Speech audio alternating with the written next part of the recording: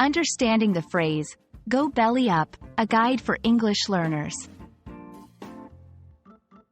Hello, everyone. Welcome to our English language learning series. Today, we're going to explore a fascinating English idiom, go belly up. This phrase is commonly used in everyday English, and understanding its meaning and usage can really enhance your language skills. Let's dive in. Go belly up is an idiomatic expression that means to fail or collapse, often used in a business context. It's a vivid way of saying that something has ceased to function or is no longer successful. The phrase originates from the way fish or other aquatic animals float belly up when they are dead, symbolizing complete failure or demise.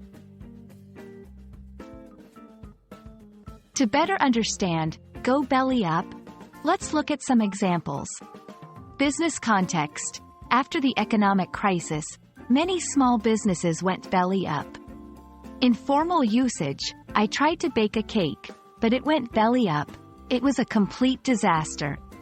These examples show how the phrase can be used in different contexts to express the idea of failure or a breakdown. There are several other idioms with a similar meaning to go belly up. These include bite the dust, another way to say something has failed or ended. Hit rock bottom, reaching the lowest possible level, often before an improvement. Understanding these similar phrases can help you enrich your English vocabulary. When using go belly up, remember, it's often used in informal settings or conversations.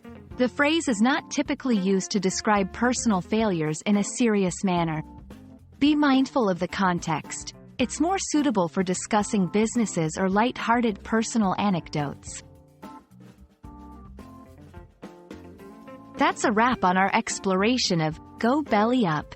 I hope this video has helped clarify this interesting English idiom for you. Remember, idioms like these can add color and depth to your language skills. Keep practicing, and don't hesitate to use go belly up in your conversations when appropriate. Until next time, happy learning!